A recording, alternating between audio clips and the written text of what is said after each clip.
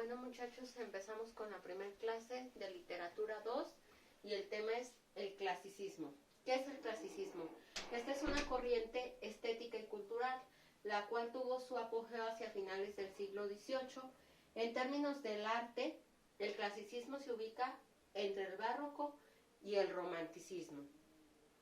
Los clásicos son los griegos y los romanos en sus obras de arte, y los clasicistas son los autores principalmente del siglo XVII que, inspirados en los clásicos, o sea, inspirados en los griegos y los romanos, los trataron de imitar. Y el país que mejor asimiló sus enseñanzas pues fue Francia. Tenemos 5 características del clasicismo: es la razón, impersonalidad y universalidad, las reglas, moralidad e influjo de la antigüedad. Vamos a ver de qué trata cada una. La razón. El racionalismo cartesiano orienta la ciencia, la moral y la creación artística, suministrándole una estructura ordenada, a veces demasiado rígida, y una inclinación al análisis y la claridad. Sin embargo, no se descuida el poder de la imaginación. En épocas pasadas, que vimos en literatura 1, el autor decíamos que escribía más lo que él sentía en el momento. Se dejaba guiar más por lo que él estaba sintiendo, pensando en ese momento. Como quien dice, escribía sus emociones del momento. Si estaba triste, si estaba contento, así eran sus obras, ¿sí? Pero a partir de la época del clasicismo, podríamos decir que dejan a un lado lo romántico y empiezan a razonar más lo que estaban escribiendo, y se dice que esto iba orientado más hacia la ciencia, la moral y la creación artística. Obviamente esto iba suministrado de una estructura ordenada. En épocas pasadas escribían las obras, pero no tenían a veces una estructura. Como iban escribiendo lo que ellos iban sintiendo en el momento, como se iban sintiendo, entonces no tenía un orden, una lógica a veces lo que escribían. Pero a partir del clasicismo, las obras deben llevar un orden, una estructura, y se dice que a veces eran demasiado rígidas y una inclinación hacia el análisis y la claridad. Tenían que ser más analizadas las obras, que fueran más reales, no tan de fantasía.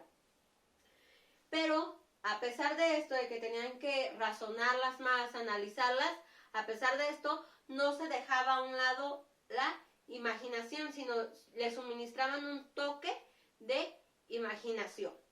Después tenemos la impersonalidad y universalidad. Los temas no son originales en su totalidad, sino que retoman aquello que es de todos y de todas las épocas, lo eterno del hombre, en forma tal que pueden ser comprendidos por todo el mundo. Por eso es impersonalidad y universalidad. Impersonalidad, ¿por qué?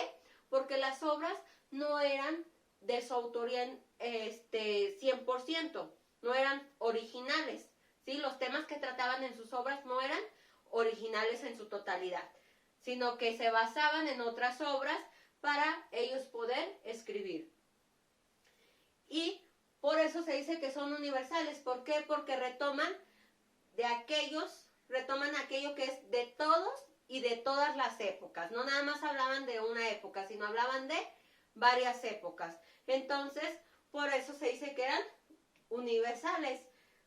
Lo eterno del hombre en forma tal que pueden ser comprendidos por todo el mundo. También universales porque podían ser comprendidos por todos, ¿sí? El lenguaje que utilizaban era para que estas obras fueran, a la hora de ser ya sea representadas o leídas, pudieran ser entendidas por todos. Siguiente característica, tenemos las reglas. Dice, todas las reglas se resumían en esta: agradar. Obligó a los escritores a someterse a una disciplina metódica y los obligó a darle a la producción el carácter de perfecta. El objetivo era formar el buen gusto en el público, casi siempre cortesano. Dice que las reglas se resumían en agradar. Tenían que agradar al lector. ¿Por qué? ¿Por qué lo tenían que agradar? Porque dice que estas obras la mayoría de las veces siempre iban dirigidas hacia el público, casi siempre cortesano. ¿Qué era un cortesano? Era las personas que vivían en la corte del rey y que servían al rey, o también un cortesano se le podría llamar también a una prostituta refinada. Entonces, por eso las reglas se resumían en agradar. ¿Por qué? Porque como iban a ser representadas para la corte del rey, entonces, pues obviamente, estas tenían que agradarla. Y todas las reglas se resumían en esto. Y dice que obligó a los escritores a someterse a una disciplina metódica y los obligó a darle a la producción el carácter de perfecta. Obviamente que si tenían que agradar a la corte del rey y iba a ser representadas hacia la corte del rey, pues tenía que ser una obra perfecta. ¿Para qué? Para que le pudiera agradar y pudiera seguirlos a lo mejor contratando. Moralidad. La literatura tuvo como finalidad enseñar deleitando. La moral fue didáctica. ¿A qué nos referimos con que su finalidad era enseñar deleitando? Que obviamente como hablaban de ciencia, hablaban de moral, pues obviamente iban a enseñar, iban a dejar algo en el lector, pero obviamente esto que iban a enseñar lo tenía que deleitar. El lector tenía que agradarle la obra, tenía que deleitarse con la obra, por muy que le hablara de ciencia, por muy que le hablara de moral y de creación artística, de todos modos esta obra tenía que agradarles, lo tenía que deleitar. Por eso se dice que dentro de la moralidad, su finalidad era enseñar deleitando. Tenía que ser didáctica, no tenía que ser algo aburrido, sino tenía que ser algo que les llamara la atención. Influjo de la antigüedad. El influjo de los clásicos fue patente. Imitaban sus temas, argumentos e ideas, pero nunca hicieron copias serviles. ¿A qué nos referimos con copias serviles? Que nunca hicieron copias tal cuales, ¿ok? Tenían ese influjo de los clásicos, esa influencia de los clásicos, y trataban de imitar las obras, pero jamás las obras, sus temas, argumentos e ideas, pero nunca las obras fueron copias serviles, o sea, nunca fueron copias tal cuales, sino que nada más los imitaban los temas, imitaban los argumentos y las ideas, pero jamás hicieron copias tal cuales. A eso se refiere con copias serviles, sino adaptaciones de acuerdo con la mentalidad de la época. Obviamente iban a retomar alguna idea, algún tema de cierta época, pero adaptándolo a la época en la que ellos estaban creando la obra. Después, dentro del mismo clasicismo,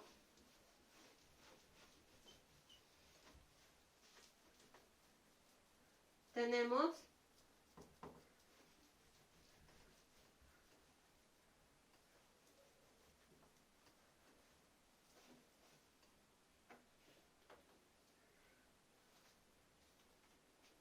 los autores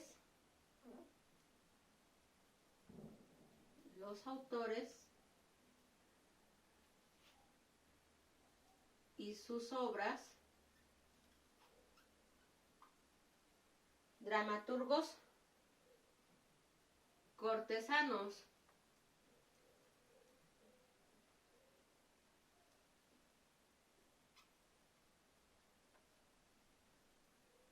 Pero vamos a ver,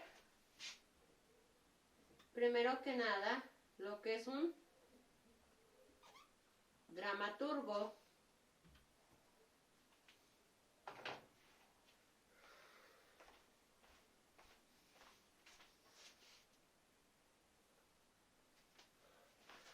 Ok, tenemos que un dramaturgo es un escritor de textos literarios, los cuales son compuestos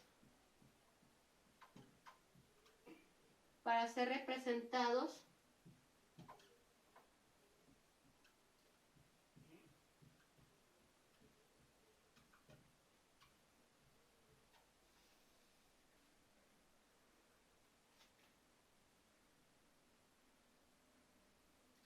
y decíamos que un cortesano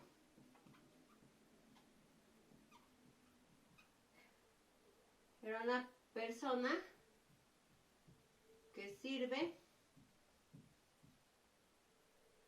sirve al rey o vive en su corte.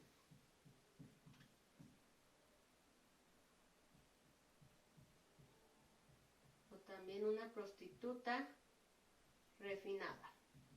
¿Ok? Entonces ahora tenemos los autores y sus obras dentro del clasicismo.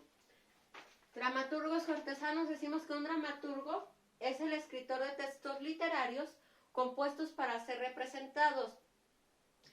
Y un cortesano es la persona que sirve al rey o vive en su corte, o también podría referirse a una prostituta refinada.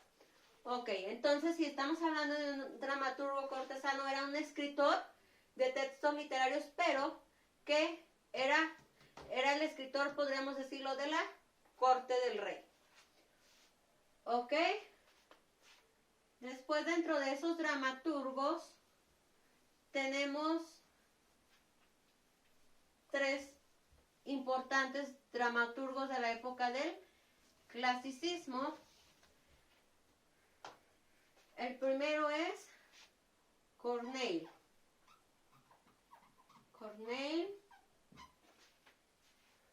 Este fue el creador del teatro francés,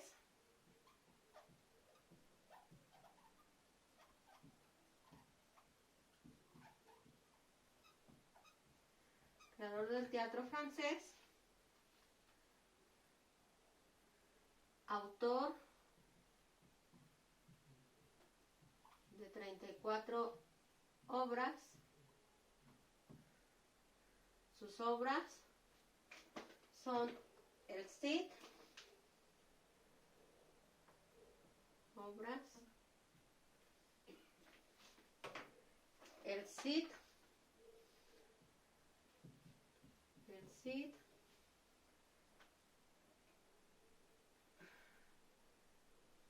Medea,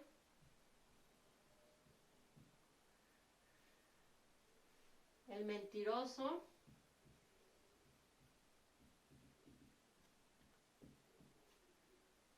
Sancho de Aragón. ¿Ok? Después tenemos a Raciné,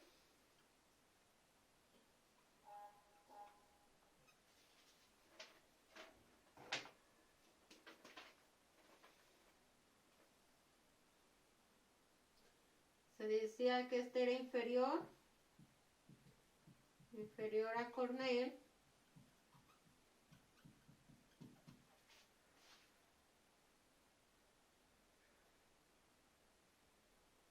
en la grandeza del argumento,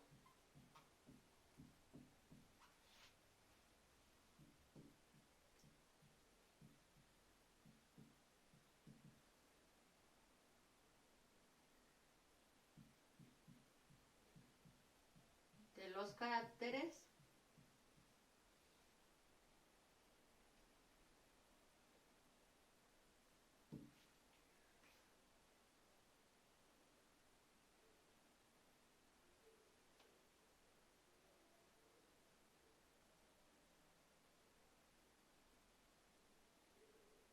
ok.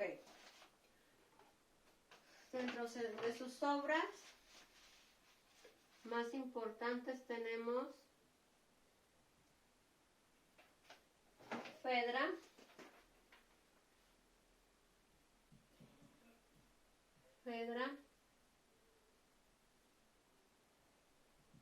Andrómaca, Británico,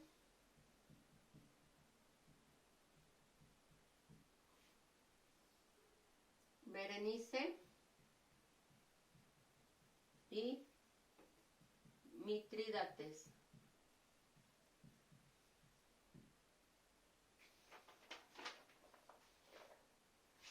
Después tenemos a Molière.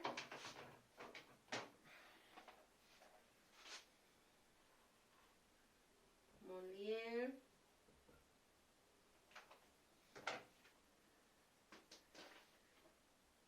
Este satiriza con gracia y humor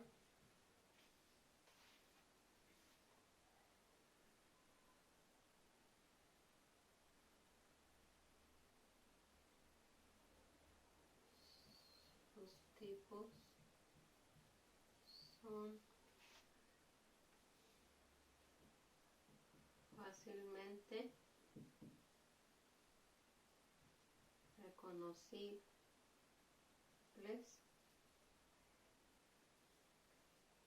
en la gente de la antigüedad.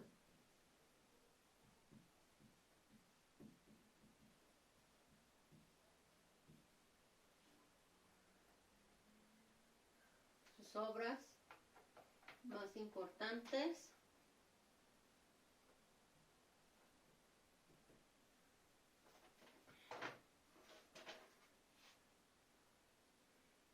El Lábaro y El Anfitrión,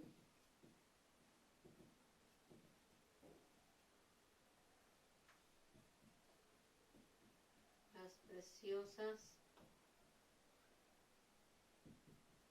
Ridículas, El Médico a la Fuerza,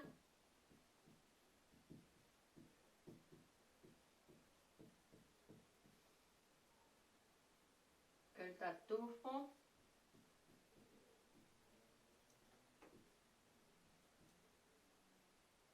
El Misántropo,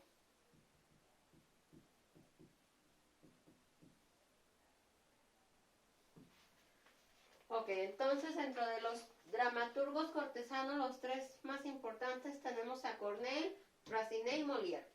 Corneille fue el creador del teatro francés, autor de 34 obras, y dentro de sus obras más importantes tenemos El Cid, Medea, El Mentiroso y Sancho de Aragón. Después tenemos a Racine, inferior a Corneille en la grandeza del argumento, de los caracteres. Obras importantes: Fedra, Andrómaca, Británico, Berenice y Mitrídates. Molière satiriza con gracia y humor. Sus tipos son fácilmente reconocibles en la gente de la antigüedad. Dentro de sus obras tenemos El Lábaro y El Anfitrión, Las Preciosas Ridículas, El Médico a la Fuerza, El Tartufo y El Misántropo.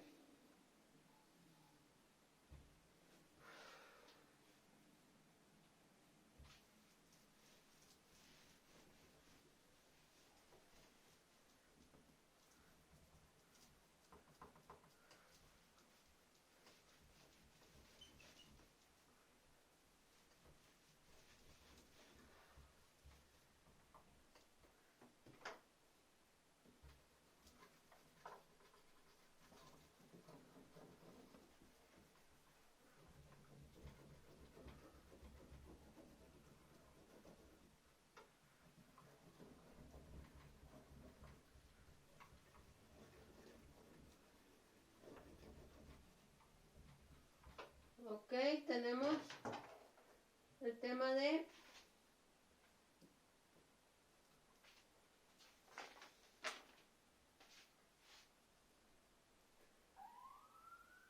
la lírica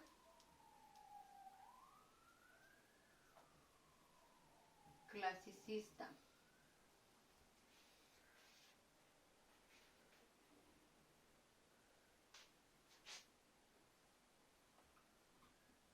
La Fontaine es el mejor. La Fontaine es el mejor representante del género.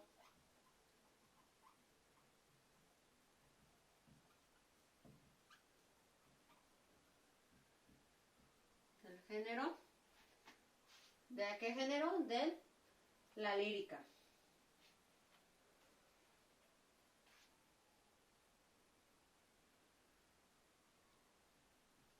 La lírica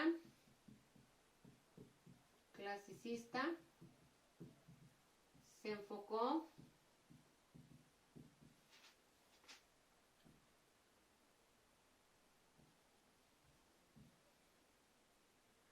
más hacia la didáctica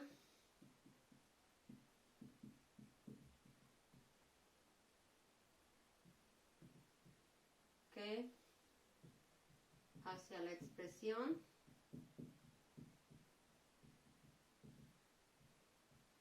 de la subjetividad.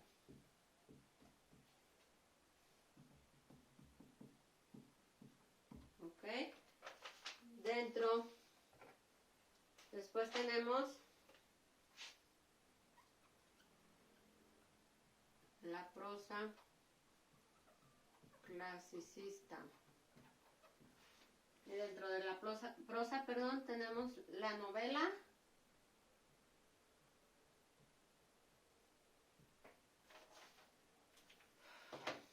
ok. En la novela su temática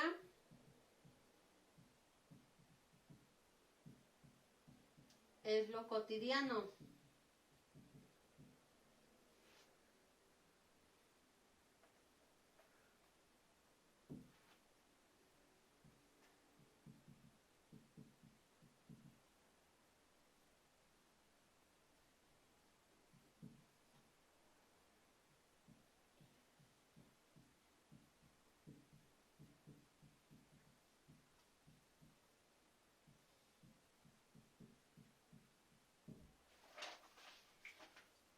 Después tenemos el ensayo.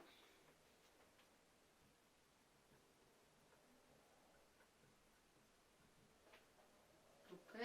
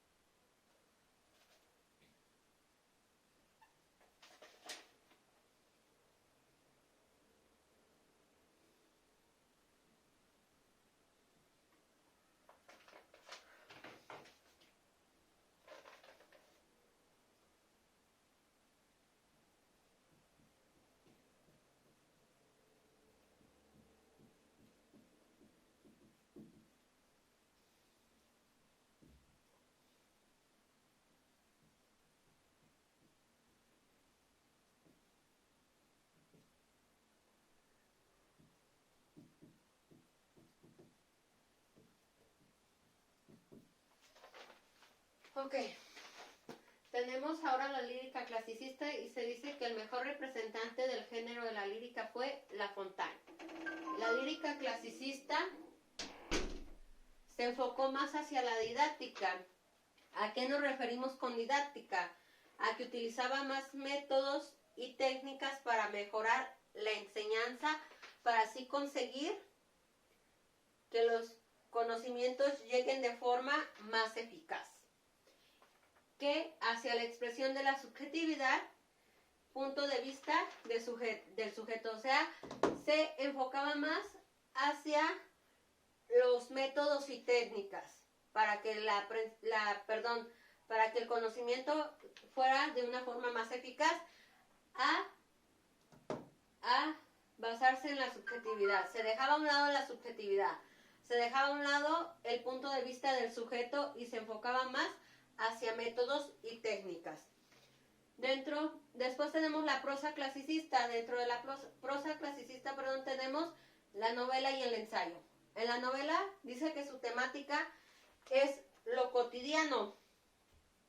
Se abundan en el análisis psicológico de los personajes a través de cartas, diarios, memorias, etc. Sus argumentos y su desarrollo son claros y sencillos. Su temática es lo cotidiano. ¿A qué nos referimos? Que los temas de la novela eran de lo cotidiano, de lo que pasaba día con día. Lafayette, en su obra La princesa de Cleves, combina los elementos históricos con el ambiente de una sociedad preciosista. Es el análisis de un amor casi platónico. Después tenemos el ensayo. Se someten a análisis las ideas, las costumbres, todo sufre revisión. Se traban polémicas. Productos del estilo racionalista fueron la Ilustración y la Enciclopedia, esta última con artículos de mentalidad antimetafísica. Juan Jacobo Rousseau propone una renovación de la sociedad en el contrato social, de la familia en la Nueva Eloísa y del individuo desde su infancia hasta el matrimonio en la novela Emilio. Hasta aquí sería el tema del día de hoy.